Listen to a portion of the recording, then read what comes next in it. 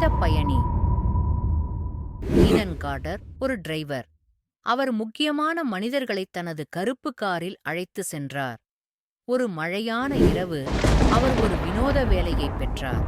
அவர் நகரத்திற்கு வெளியே உள்ள ஒரு பழைய ரயில் நிலையத்தில் ஒருவரை அழைத்து செல்ல வேண்டும். சம்பளம் அதிகமாக இருந்ததால் அவர் சம்மதித்தார். அவர் சென்றபோது நிலையம் வெறிச்சோடியாக இருந்தது. ஒரு கருமையான கோட்டில் ஒரு பெண் தெருவிளக்கின் கீழ் நின்றிருந்தாள். அவள் வார்த்தை பேசாமல் காரில் ஏறினாள். நீங்கள் எங்கு செல்ல விரும்புகிறீர்கள்? ஈதன் கேட்டார். அவள் ஒரு சிறிய காகிதத்தை அவரிடம் கொடுத்தாள். அதில் ஒரு முகவரி இருந்தது. அவள் அதை கொடுத்தபோது அவளது விரல்கள் மிகவும் குளிராக இருந்தன. அவர் காரை ஓட்டிக்கொண்டு சென்றபோது உள்ளே காற்று அதிகமாக குளிர்ந்தது.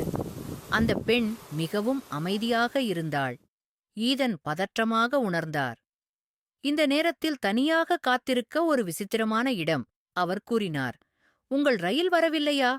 ஒரு நீண்ட அமைதிக்குப் பிறகு அவள் மெதுவாக பேசினாள். அவளது குரல் மென்மையாக இருந்தது.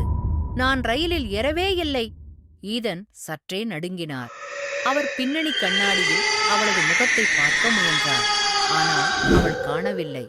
அவரது இதயம் வேகமாக துடிக்க ஆரம்பித்தது. அவர் விரைவாக பின்னால் திரும்பினார். பின்வாசல் காலியாக இருந்தது. அவர் இன்னும் பயணித்தார். முகவரியில் இருந்த இடம் ஒரு பழைய பாழான வீடு. அவர் கதவை தட்டினார். ஒரு வயதான முதியவர் கதவை திறந்தார். நீ அவளை கொண்டு வந்தாயே, இல்லையா? முதியவர் மெதுவாக கூறினார். ஈதன் குழப்பமடைந்தார். அவள் யார்? முதியவர் அவரிடம் ஒரு பழைய செய்தித்தாள் கொடுத்தார்.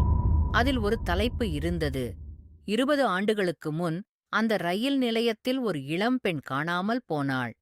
அவளது உடல் ஒருபோதும் கண்டுபிடிக்கப்படவில்லை. அவள் ஒவ்வொரு ஆண்டும் திரும்பி வருகிறாள். முதியவர் மெதுவாக சொன்னார். அவள் வீட்டிற்குத் திரும்ப ஒரு வழி தேடுகிறாள். அந்த நாள் முதல் ஈதன் இனி ஒருபோதும் இரவு வேளையில் வேலை செய்யவில்லை.